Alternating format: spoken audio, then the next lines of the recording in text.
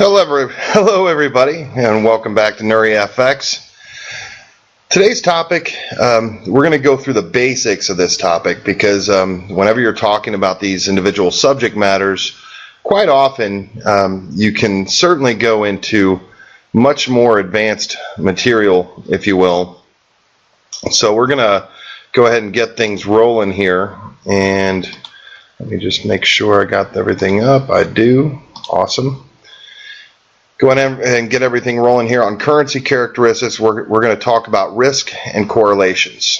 Essentially, for those of you that are brand new to Forex trading, this is basically to get you kind of over the hump of just what the terminology means when you hear it.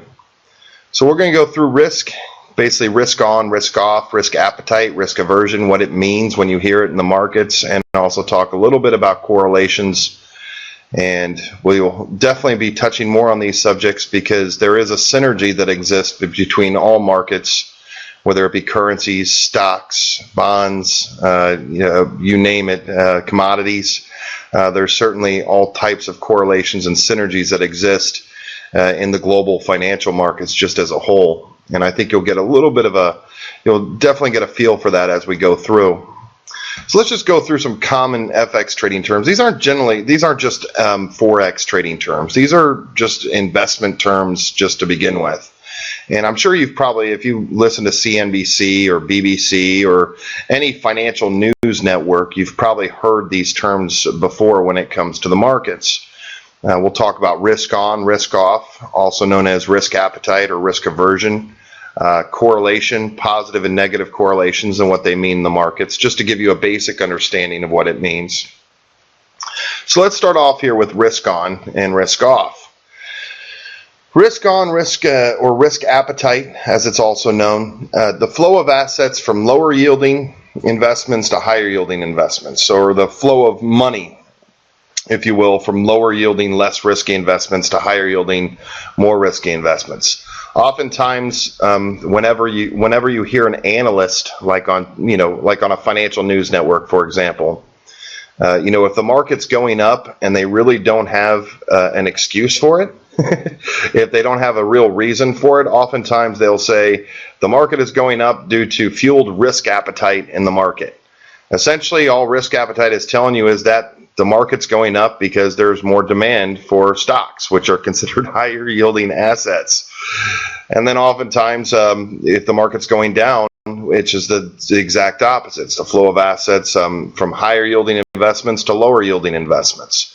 Now, what types of investments are these? Well, low yielding assets would be your treasuries, bonds, money markets. Low interest rate, or what we call safe haven currencies, are often considered low yielding assets or low yielding investments.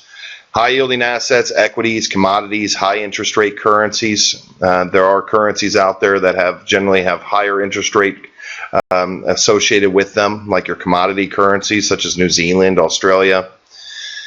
An easy way to look at this actually is to just think about what happens. I know most people have some experience in buying stocks. Well, when you open up a stock account, with a retail trader, they usually will put your money into a money market, which right now in 2016 means you're getting it's a very safe, low risk investment. They sweep your money into a money market where it's yielding like 0.1 or 0.2%, but it's generally less risk. It's low risk, and you're getting low yields out of that. But when you do buy your stock, what happens is when you buy your stock, they take the money out of your money market and into your stock purchase. Well, in that case, when the second that you buy that stock, you have risk appetite. You are taking your money out of a low risk, low yielding investment and putting it into a higher risk, higher yielding investment into a stock. And that would be considered having risk appetite. On the flip side, when the markets start going down, when you start selling off your stock, you sell your stock. So the broker sells your stock on the floor, and then they take that money from your stock sell and they sweep it back into your money market. Well, in that case, you have risk aversion, or you're risk off. You're risk averse to the market. You're selling off a higher yielding asset and sweeping it back into a lower yielding, lower risk asset. So that's essentially what risk on and risk off is. It's just risk appetite means the market has more appetite for risk, so that the money is flowing into higher risk investments. Risk aversion is the market is, there's a little bit more fear driving the market, so the market's selling off higher yielding assets such as stocks and commodities and going into lower yielding, safer assets. Now, to go through probably the most common example that's used in the Forex market of like risk on and risk off, because, everybody, anybody who was around in 2008 knows of the global financial collapse in 2008 is like the US dollar. This is a very common example of risk on and risk off. The US traded, I wouldn't say risk on and risk off, it was considered a safe haven currency in 2008. A big misconception of people that don't know anything about currencies is because stocks sold off so violently in 2008 that the dollar probably also sold off. And most people here in the States kind of automatically assume that. Well, stocks sold off, the dollar probably sold off. Well, that's not the case. As global stocks collapsed, the U.S. was considered what we call a safe haven currency, meaning as money was flowing out of stocks, it was going into the U.S. dollar because it was considered a safe haven. What that means is it was backed. If the global financial system was going to collapse, why not put your money into something backed by the U.S. government, because they'll pay anybody, right? As a safe investment, if you will. So high risk being stocks selling off, and the low risk being the U.S. dollar or U.S. backed money. And as the U.S. stocks went up, the dollar would get weaker, actually. And this is a perfect example of this, just showing you a weekly chart from back in 2008. Showing you here's where the big stock sell-off was right here in 2008 when you started to see stocks sell off.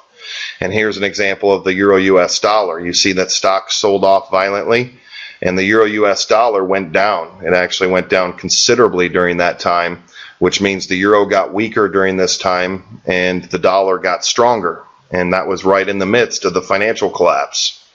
As markets started to recover, as we got into 2009, 2010, as stocks started to go back up, this is the Dow Jones over here, by the way, you can see that the euro started getting stronger and the dollar was getting weaker during that time. So that is a good example of risk on and risk off. As risk aversion hit the markets, stocks went down, the dollar got stronger.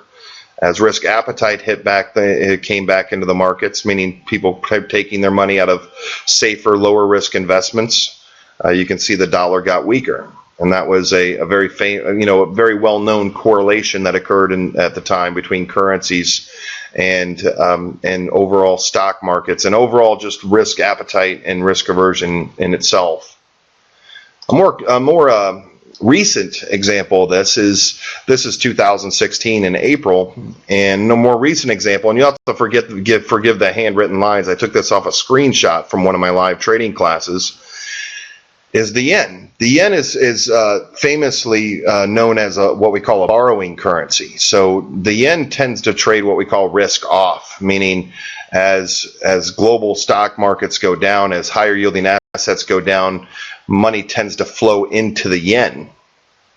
Now, when you look at all these charts, they all look relatively the same. And this was from late 2015 into early 2016, where we saw a broad-based sell-off in not only commodities like oil, but also in the Dow and the stock indices around the globe. Over here, you can see I have a chart on the DAX. Right in here, I have the Dow Jones, I have crude oil, which were all coming down at the time. And then all these other charts are all what we call yen crosses. We have the dollar yen, pound yen, Aussie yen, CAD yen, Euro yen, New Zealand yen, Swiss yen. So all the different yen crosses. And this was a time when the yen was driving strength in the market, meaning as all these charts go down, the yen is getting stronger. But you can see here's what happened to like the DAX, the German stock market. Here's the Dow. Here's crude oil during the time. They were all going down. So what was fueling the market? Risk aversion. The stocks were selling off. Higher yielding assets were selling off. And you can see what was getting stronger during the time is the yen was driving strength in the market. All these yen charts you can see were going down during that same time. Why is it important to know this? Well, we're kind of going through the same thing right now. Just as of today, the Bank of Japan actually, they made no moves in their monetary policy, which was kind of a surprise to the market. And like the Nikkei went down like 4%, the Japanese stock market, and we saw a large collapse in the dollar-yen pair, with the dollar getting weaker and the yen getting stronger. And that's because that yen tends to trade risk off to the market, meaning as all the markets sell off, you can see it right here. This is a good snapshot of it. The yen, money is flowing into the yen. So the yen is also, the dollar can shift. These aren't correlations and these aren't things that occur all the time in the market. The dollar can shift from being risk on to being risk off, as far as whether it's considered a higher yielding asset that goes up with stocks, or a lower yielding asset that comes down as stocks go down. It can kind of shift back and forth, and we talk about these different correlations in our class as they occur, because market conditions are constantly changing. But the yen has been kind of a constant over the years as a borrowing currency, meaning because of the historical low interest rates on the yen going back to the last decade in Japan, oftentimes when markets go up, the yen pairs will go up. As markets come down, all the yen pairs will come down, because if you look at the characteristics of the yen, it's known as a borrowing currency. So there's certainly a correlation there. Now, speaking of correlations, this again is just getting you accustomed to some of the terminology in the markets. Risk on, risk off, risk appetite, risk aversion. It's basically just telling you what's driving the market. Risk appetite is higher yielding assets, stocks going up, and risk off, risk aversion is those higher yielding assets coming down, and what currency pairs are being driven up and down by that effect in the market. Just to go off the PowerPoint here real quick, people always ask me, why is it important to know this? Well, don't you think it's important if you're getting broad-based selling in the market, if you see like the stock market starting to sell off, don't you think it may be important to know which currency that may affect? Like in this case, we showed that picture of the yen pairs. If you know the market's selling off, and let's say you're bearish on the stock market, well, you could expect, that the yen pairs are, and during that time that I just showed you, are going to go, they're going to go down. The yen is going to get stronger because it's the quote currency. If you're bullish on the market, you probably don't want to be shorting the yen pairs. You probably want to be going long, and you probably want to know which different pairs are correlating to that risk appetite as the global higher yielding assets go up, and which currencies are getting stronger with that, and which currencies get stronger as they go down. Other basic terminology here is correlations. You'll often hear correlation mentioned a lot of times in Forex because, as I mentioned before, that synergy that exists not only between individual currencies, but also between individual currencies and, let's say, underlying commodity prices. So let's first talk about the two types of correlation. There's what we call positive correlation, and what that is that's the process by which two separate investments move in the same direction at the same time. So as one thing goes up, another thing goes up. So they tend to move up in the same direction at the same time. When those two assets go down, they tend to both move in the same direction at the same time. So that's a positive correlation, just meaning two separate things that go up together and that come down together. A negative correlation is when two separate investments tend to move in opposite directions at the same time. So as one thing goes down, another thing will go up. As one thing goes up, another thing will go down at approximately the same time. And that's what we call a negative correlation. When we look at, let's say, correlations for currency pairs, like there's individual currency pairs, this is called currency correlation. This is also an important thing to know in the markets because of the fact that there's certain times when you don't want to be trading two individual currency pairs together because of the fact that they're going to tend to move in the same direction at the same time. An example of this on here, let me actually go back to this on the hourly. This is just an hourly correlation. When you look at a correlation chart in the markets, you're going to see either positive percentage numbers or negative percentage numbers For example, during the time that I put this on here, when you look at the Aussie dollar and the dollar CAD on an hour-by-hour basis, it shows a negative 91.1%. Now that's called a negative correlation. Now you can see on here the dollar Canadian, the dollar is the base currency, and over here on the Aussie, the dollar is the quote currency. And when you look at that negative 91.1%, it means as Aussie dollar moves up, 91.1% of the time, the dollar CAD is moving down. You know, they're negative correlating. As one's going up, the other's going down at about the same time, about 91.1% of the time. As one goes up, the other one's coming down. As one goes down, the other one's going up. That's called a negative correlation. If you look through some of these other correlation numbers in here, you can see, let's see here, another good one would be, let's see, euro dollar and dollar Swiss have a negative correlation. So what that means is euro dollar goes up, as dollar goes up, the dollar Swiss tends to go down at approximately the same rate at the same time. As euro dollar comes down, the dollar Swiss tends to go up. A lot of that is based on the fact that, euro dollar, the dollar is the quote currency, and on dollar Swiss, the dollar is the base currency. The Swiss and the euro, being both European currencies, are highly correlated to one another, and I can show you a snapshot of that here in just a second. Generally speaking, you would look at those individual currencies, like the Swiss and the euro, as having a positive correlation to one another. Meaning, when Swiss gets strong, the euro gets strong. When the Swiss gets weak, the euro gets weak. The reason why it shows up as a negative correlation is, once again, on one of these, the euro in this case is the base currency, the dollar is the quote. So as the euro dollar quote goes up, the euro is getting stronger and the dollar is getting weaker. On the dollar Swiss in this case, the dollar is the base currency and the Swiss is the quote currency. So as the dollar Swiss goes down, the dollar is getting weaker, the Swiss is getting stronger, and as the dollar Swiss goes up, the dollar is getting stronger and the Swiss is getting weaker.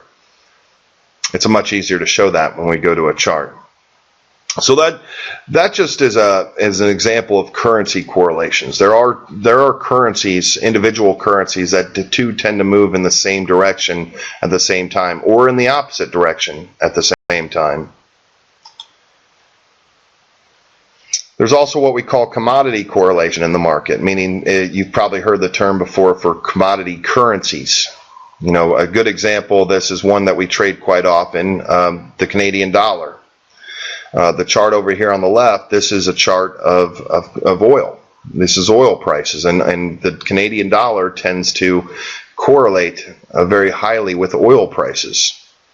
You can see on here, this is during a time when oil prices shot down. So you see oil during this time was down, and when you look over in here at what happened to the Canadian dollar, in this case the Canadian got weaker. Remember, the dollar's the base currency, Canadian's the quote.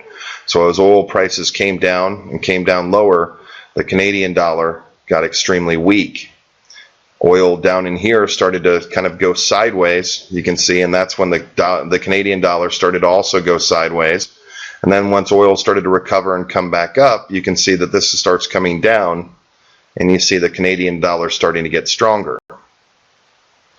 Let me go ahead and I'll kind of show you some pictures of what this looks like. We'll just use a very simple one here, looking at the charts for right now. First off, let's take a look at, we'll just bring all these down, and we'll take a look at like the euro dollar and the dollar Swiss. These are two highly correlated pairs. I always tell my students, if we have trade ideas for a day, that if let's say we're looking to go long the euro dollar, we probably shouldn't also be looking to go short the dollar Swiss, because let's say I can only put up 2% of risk on an individual trade. Well, if I look at these as two separate investment instruments, and the same time I'm getting a buy signal on the euro, I'm getting a sell signal on the dollar Swiss.